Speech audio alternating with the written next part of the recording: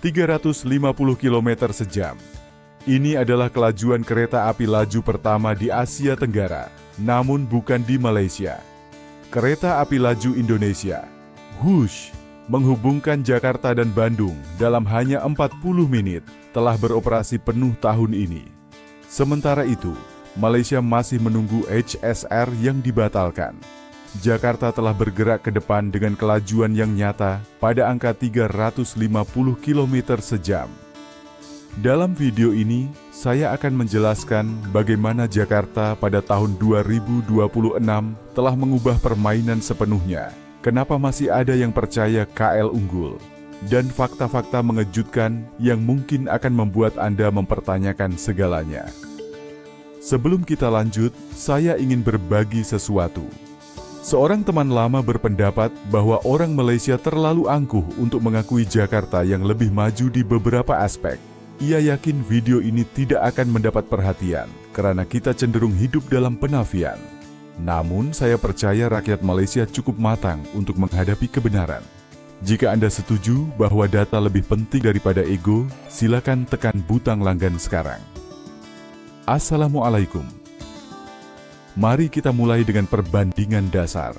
Pada tahun 2010, Kuala Lumpur jelas lebih maju daripada Jakarta. Infrastruktur lebih baik, lalu lintas dapat diatur, kebersihan lebih unggul, dan ekonomi per kapita lebih kuat. Namun, ketika kita ingin melangkah ke tahun 2026, lanskapnya telah berubah secara dramatik. Nanti, saya akan mengungkapkan satu proyek Jakarta yang setelah selesai, dan akan menjadikannya hub transportasi Asia Tenggara yang dapat sepenuhnya menggeser KL. Whoosh adalah game changer sejati. Sejak beroperasi pada Oktober 2023, kereta ini telah mengangkut jutaan penumpang. Jarak 142 km antara Jakarta dan Bandung yang sebelumnya memakan waktu 4 jam dalam lalu lintas, kini hanya 40 menit. Harga tiketnya Rp80.000 untuk kelas ekonomi, sekitar Rp22. Hanya Rp22 untuk merasakan kereta laju seperti Shinkansen Jepang atau TGV Prancis.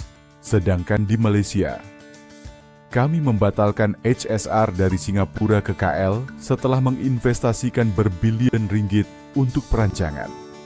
Indonesia berjalan lebih jauh, sementara kita hanya membatalkan. Ini simbolik, namun Whoosh bukanlah satu-satunya cerita. MRT Jakarta. Fase 2 selesai tahun ini, menambah 30 km ke sistem yang ada. Kini, total jaringan MRT Jakarta mencapai 84 km beroperasi. Di KL, semua jalur hanya gabungan 51 km. Mereka sudah melampaui kita. Frekuensi kereta mereka lebih tinggi dan jangkauannya lebih luas dengan integrasi yang mulus bersama Transjakarta. Di KL, ketika turun dari LRT di beberapa stasiun, Anda harus berjalan jauh atau menggunakan Grab karena bus penghubung yang terbatas. LRT Jakarta Jabodebek menghubungkan Jakarta dengan Bekasi, Bogor, dan Depok, menambah 80 km jalur tambahan. Jalur komuter yang sedang di-upgrade menandakan modernity, automasi, dan keandalan. Jakarta sedang membangun jaringan transportasi yang menyaingi KL yang masih berjuang untuk mencapai. 10 tahun yang lalu, kita yang memimpin. Kini mereka telah berlari maju sementara kita berjalan perlahan. Kapasitas Bandara Soekarno-Hatta Terminal 3 baru saja diselesaikan dengan kemampuan total 80 juta penumpang setiap tahun. Sementara KLIA, bila semua terminal digabungkan, hanya 75 juta. Mereka sudah melampaui kita di sini. Fasilitas Terminal 3 berstandar tinggi, dengan pengendalian bagasi otomatik, gerbang biometrik, dan jembatan langit terbesar di Asia Tenggara. Integrasi teknologi mereka lebih baik dibandingkan KLIA di beberapa aspek. Memang, KLIA bagus, tetapi Jakarta sedang mendorong batas-batas. Sistem jalan tol Jakarta berkembang dengan agresif. Di dalam kota, jalan tol yang ditinggikan mengurangi kesesakan, sementara Trans Java Toll Road sepanjang 1000 km menghubungkan barat ke timur dengan mulus. Mereka menggunakan harga dinamik, sistem pembayaran tanpa tunai RFID, dan pengurusan lalu lintas secara real-time. Sistem tol KL cukup memadai, tetapi inovasi yang dilakukan Jakarta berada pada tingkat yang lebih tinggi, dengan skala yang lebih besar, dan ambisi yang lebih jelas. Infrastruktur pejalan kaki Jakarta mengalami perubahan yang dramatis. Dulu, trotoar rusak atau bahkan tidak ada, kini sudah ditata dengan baik, teduh, mudah diakses, dan tercantik. Koridor pejalan kaki Sudirman Tamrin telah menjadi kelas dunia. Di KL, beberapa area bagus seperti Bukit Bintang, tetapi konsistensinya kurang. Jakarta menunjukkan komitmen seluruh kota untuk perbaikan dan hasilnya terlihat. Pengendalian banjir di Jakarta diatasi dengan serius. Konstruksi East Flood Canal yang besar mengalihkan aliran sungai ke laut, mencegah banjir di pusat Jakarta. Proyek tembok raksasa di Teluk Jakarta bertujuan melindungi dari kenaikan permukaan laut. Banjir masih terjadi, tetapi frekuensi dan keparahannya menurun secara signifikan dibandingkan dengan dekade yang lalu. Sementara itu, KL masih mengalami banjir kilat di beberapa wilayah meski jumlah penduduknya lebih kecil dan peningkatan sistem saluran pembuangan berlangsung lambat. Proyek pemindahan ibu kota Nusantara adalah yang terambisius. Ini bukan sekadar pemindahan administrasi seperti Putrajaya, tapi membangun kota baru di Kalimantan dari nol, dengan target populasi 5 juta. Kota ini dirancang sebagai smart city yang sepenuhnya menggunakan tenaga terbarukan dan memiliki infrastruktur AI dengan tujuan nol karbon. Tahap pertama, gedung-gedung pemerintah sudah beroperasi dan parlemen telah berpindah. Mereka menginvestasikan 32 bilion dolar Amerika Serikat. Di Malaysia, mega proyek terbaik sebelumnya adalah KLCC pada tahun 90-an, 30 tahun lalu. Jakarta berpikir hingga 50 tahun ke depan, sementara kita masih terfokus pada siklus pemilihan berikutnya. Infrastruktur digital Jakarta sedang didorong dengan agresif. Rangkaian serat optik Palaparing sudah menghubungkan semua pulau utama dengan panjang 35.000 km kabel yang memastikan internet broadband sampai ke daerah pedesaan. Target minimum kecepatan 100 megabit per detik ada di mana-mana. Di Malaysia, liputan di kota cukup baik, tetapi daerah luar masih berjuang. Investasi Jakarta berada di level yang berbeda. Ekosistem startup Jakarta begitu dinamis. Gojek telah dinilai berbilion. Tokopedia bergabung dengan Gojek untuk membentuk GoTo Group yang besar, serta memiliki unicorn seperti Bukalapak dan Traveloka. Modal Ventura mengalir, dukungan pemerintah kuat, dan tenaga kerja yang berkualitas tersedia. KL memiliki keberhasilan Grab, tetapi ekosistem di luar itu sangat tipis. Jakarta memiliki banyak unicorn, dengan pipa IPO yang kuat, sektor teknologi yang berkembang pesat. Pengembangan real estate di Jakarta terlihat jelas. Sekarang ada 23 bangunan yang lebih tinggi dari 250 meter dibandingkan dengan hanya 8 yang ada pada tahun 2020. KL hanya menambah 4 bangunan dalam waktu yang sama. Gelombang konstruksi di Jakarta sangat terlihat dengan rasa percaya pelaburan yang tinggi serta evolusi skyline yang cepat. Kehidupan malam Jakarta berkembang pesat. Ada banyak klub, bar, lokasi atap, festival musik, dan DJ terkenal dunia. Jakarta Warehouse Project setara dengan festival-festival regional lainnya. Walaupun kehidupan malam di KL cukup baik, tetapi peraturan yang ketat membuatnya lebih konservatif. Pendekatan liberal Jakarta menarik demografis yang lebih muda, meningkatkan pariwisata. Seni kuliner Jakarta sangat beragam, warisan makanan jalanan sangat kuat, fine dining berkembang, masakan internasional tersedia, serta food hall yang modern dan trendy. Kafe-kafe yang Instagramable berada di mana-mana. Makanan di KL sudah tentu sangat baik, tetapi keragaman yang ditawarkan Jakarta begitu mencolok. Populasi 270 juta memberikan kedalaman pasar yang mendukung keragaman kuliner yang sulit ditandingi oleh Malaysia. Pusat perbelanjaan di Jakarta termasuk Grand Indonesia, Plaza Indonesia, Pacific Place, dan Senayan City. Semuanya sangat besar. Dengan merek mewah, hiburan dan penginapan yang mengesankan. Meskipun mal-mal di KL bagus, tetapi budaya mal di Jakarta jauh di atas, dengan lalu lintas pengunjung yang lebih tinggi dan pembelanjaan yang meningkat. Infrastruktur University di Jakarta mendapat pelaburan besar. Universitas Indonesia, ITB Bandung, dan UGM Yogyakarta sedang merenovasi fasilitas mereka, meningkatkan pendanaan penelitian, dan memperluas kerjasama antara bangsa.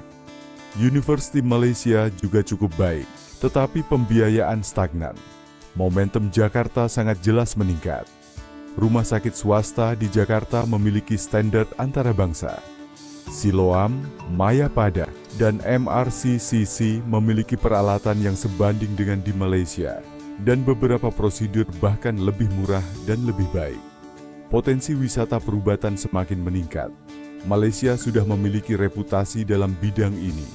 Ya, tetapi persaingan Jakarta sangat kuat. Industri kreatif di Jakarta kini menunjukkan nilai produksi film yang lebih baik. Dengan siri Netflix dari Indonesia semakin populer di tingkat regional. Industri musik sangat hidup dan memiliki peluang ekspor yang sukses.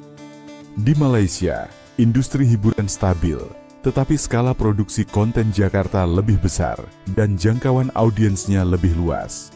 Kemudahan sukan di Jakarta telah diperbaharui dengan kompleks Gelora Bung Karno yang kini menjadi tuan rumah bagi Asian Games dengan lokasi yang diakui dunia. Di Kuala Lumpur, Bukit Jalil cukup memadai, tetapi pelaburan Jakarta dalam infrastruktur sukan menunjukkan komitmen terhadap acara-acara besar. Taman awam di Jakarta telah menambah ruang hijau seperti Taman Suropati dan Menteng, serta pembangunan waterfront yang meningkatkan kesesuaian untuk hidup. Sementara KL memiliki taman yang baik, Jakarta menunjukkan usaha yang agresif dalam merebut ruang publik di tengah cabaran kepadatan. Keberkesanan pemerintah Jakarta kini menunjukkan kemajuan dalam mengurangi birokrasi. Undang-undang Omnibus menyederhanakan pendaftaran perniagaan dan izin, sementara Pusat Satu Atap mempercepat proses persetujuan. Di Kuala Lumpur, birokrasi masih lambat dalam beberapa aspek, sementara reformasi Jakarta berjalan lebih cepat. Jadi, mengapa masih ramai orang Malaysia percaya KL unggul? Karena persepsi yang ketinggalan zaman, gelembung informasi, ego, dan zona nyaman. Kita sering mengingat kekacauan banjir dan lalu lintas di Jakarta pada tahun 90-an, tetapi melupakan perubahan besar di Jakarta pada tahun 2026, seperti HUSH, MRT, dan transformasi di Nusantara. Memori selektif menghadirkan ilusi yang nyaman. Pemeriksaan realiti adalah hal yang diperlukan. Momentum infrastruktur Jakarta melampaui KL. Mereka memiliki kereta laju, jaringan MRT yang lebih besar, kapasitas bandara yang lebih tinggi, dan sistem tol yang lebih luas. Pengendalian banjir semakin membaik, infrastruktur digital bergerak agresif, ekosistem startup yang dinamis, dan real estate yang berkembang pesat. Kehidupan malam Jakarta liberal, keragaman kuliner luar biasa. University melakukan pelaburan dan sektor kesehatan bersaing. Setiap indikator menunjukkan trajektori ke atas yang agresif. Keunggulan KL tetap ada. Kebersihan masih lebih baik, persepsi keselamatan lebih tinggi, dan kelebihan proficiency dalam berbahasa Inggris. Beberapa aspek kualiti hidupnya stabil, namun dalam pembangunan infrastruktur, Jakarta kini lebih unggul. Momentum ekonomi, Jakarta semakin mempercepat. Ambisi mereka lebih besar. HUSH menjadi simbol. Secara harfiah, kereta laju tercepat di Asia Tenggara dan secara kiasan mewakili kelajuan perkembangan Indonesia. Malaysia tampak nyaman dengan kelajuan yang lebih sederhana dan sifat yang berhati-hati. Sementara itu, Indonesia berani mendorong batasan dengan pelaksanaan yang berani. Pelajaran yang dapat diambil jelas. Berpuas hati dengan status quo itu berbahaya. Kuala Lumpur telah menjadi pemimpin satu dekade lalu, tetapi tidak ada jaminan bahwa posisi itu akan bertahan selamanya. Jakarta menunjukkan komitmen mereka melalui investasi, visi, dan pelaksanaan yang berhasil mengejar ketertinggalan. Apa respons Malaysia? Sebagian besar dalam keadaan penafian, kadang defensif, tetapi jarang melakukan pembelajaran yang konstruktif. Panggilan untuk bangun kini lebih keras. Jakarta tahun 2026 bukanlah Jakarta 2010. Perubahan yang nyata dan cepat tidak dapat disangkal. Percepatan persepsi di Malaysia sudah lebih dari sekadar perlu. Fakta-fakta adalah hal yang keras, dan mengabaikannya akan membawa bahaya. Kesimpulannya, Wush merepresentasikan lebih dari sekadar kereta laju. Ini mencerminkan ambision Indonesia, kemampuan pelaksanaan, dan kejelasan visi.